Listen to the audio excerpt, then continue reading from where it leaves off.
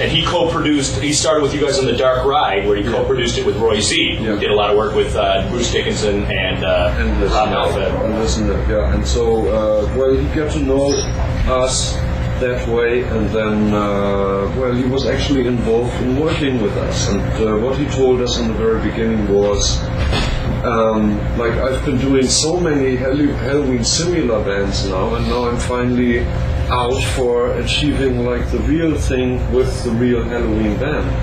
And so then we came up with something like The Dark Ride. Even he couldn't understand quite well, but there was like a majority of band members who wanted to do something like The Dark Ride. And well, I was more or less against it, and I also said so, but then on the other hand, you know, I got to be a little bit professional and keep the thing going for as long as people wanted. So, knowing us from like a hard time, namely The Dark Ride production, and seeing us around in the new production for the Rabbit Don't Come Easy album, and well, this is a little handy dandy ashtray. Exactly. And so, well, it was like you go somewhere and it says like, sorry, you can't smoke here, and there's no ashtray provided. You know, what do? You take this. Anyways, you wily little German, you. I'm terrible. Oh. And so I'm her terrible lover. And yeah, thing is that, knowing us as well as he does, like, he decided to, well, call Mickey D for doing the drum parts, because obviously Mark Cross was very, very ill and he couldn't possibly record anything. And so that's been the best choice, and also actually he's a guy of his own standards, and so he's working for and with Motorhead, and so there wouldn't be any faint logical rumors to say he may join Helloween, which was not in our interest at that time, because we still hoped that Mark would recover from what he had, that Epstein body disease. And eventually we had to look yet for another drummer, because B-sides were to be made and bonus tracks, and there was no one there, because like Mickey G was out in Japan with Motorhead doing his show. Did he, so he basically, how did you guys work out it? Did you send him demo tapes and then he came one day in the studio, laid down the tracks and was done? Nothing like that, no. I mean, he's like a hyper-professional power station, and he just came down for the few days he had in between. He couldn't see his family because of that. He only had like a few days in between, 4 days. Came in and cut the album. Just like listen to the pilot tracks. Luckily enough, we had all tracks pre-recorded and scratch guitar tracks and click tracks on the computer, and click track and everything. And so he had something to relate to, and actually could get right into recording. Wow! He sounds like he's played with you the whole time, because it is just, well, he's just such a stupendous drummer. It's just because he fits. He fits, like, yes. He's also like not the youngest guy, so he's like kind of classical metal musician. There you go. And like, I mean, we've been starting out around the same time, so, you know. And there's another bit to it, because he likes classic rock. So there's no misunderstanding possible. He would be there and he'd go like old school, and he'd go like, I sensed, let me try something. And this is just like the way it was. He's been battering the drum, you know, like no one would. And so actually the Sonar signature drum set is feeling right if somebody's battering it that way. You know, it's developing its real sound. If you just touch it less, the whole sound is what it's designed for. And so on this album you have like the utmost Sonar sound you could have. You sure do. It is a return. It actually hasn't had that much thumping skin probably since Ingo was with the band, probably prior to Walls of Jericho. Even he didn't. I have to agree. Mickey is definitely the heaviest drummer that you guys have had at all time. And, you know, no offense, Ingo, and the rest of the beast. Even though I must say that Stefan, you know, is like this boring, still this member of like, I don't know, everything specs and drummer. I mean, I have the effect that he's hitting even harder, even though it doesn't show. It doesn't show, but you hear it. Like, I'm on stage and we play, and I'm standing like maybe 6 meters from the drum set, or even more. still I get the wind out of the bass, you know, my hair and everything. I mean, that's it.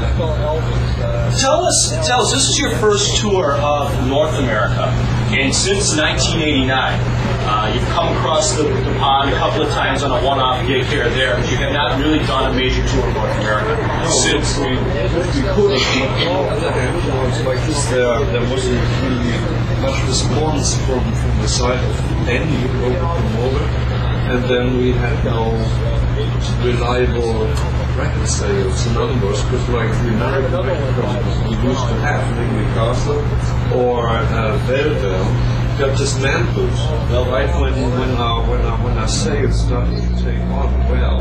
And so it was always like, what kind of sales does Helloween have in the States? Oh, we don't know, kind of stopped around there, you know. And so like, what can you do? Why did you decide to take the plunge this time around? Oh, we didn't decide that. It was just like decided from management, and because they felt the buzz, and you have confirmation from the websites for this, so there's advice for they stand there. Apart from that, rock music is coming back big time in America and South America anyway. Hugest concerts now in South America, which never really changed, because these people are very conservative when it comes to rock music, and they don't have their taste easily the most important thing is that, like the aforementioned acts, they have to come up with interesting records. If there's no new bands coming up with really good stuff, then it's got to be at least the old acts doing proper records, right? And so if that's not maintained, you can forget about rock music. You guys, see, the big thing with you guys is you never stop putting out good music.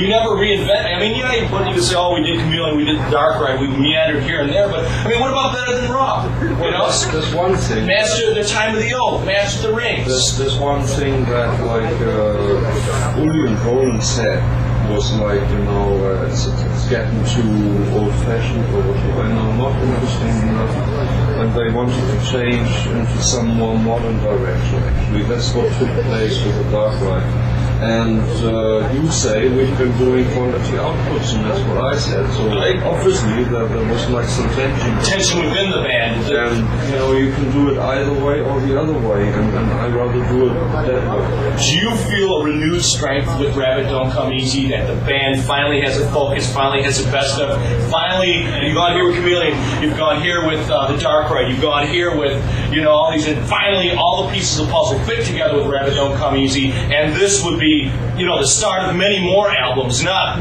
just copy off albums, but, you know. That's what I hope will take place. And also on the other hand, we have more integrity now, and we also seem to have a more like charismatic output this way, the way we are now, because there was something wrong in the chemistry with the band before, and it affected the overall karma of the band. Exactly. It affected the music, and also like the reaction of the fans. So I mean, they just Helloween for band, it's just like nothing new there, you know, kind of that way. And now when we come somewhere, you know, like Stefan is a guy who has a certain karma and charisma, right? So he puts across something just by being the guy he is, and Sasha as well.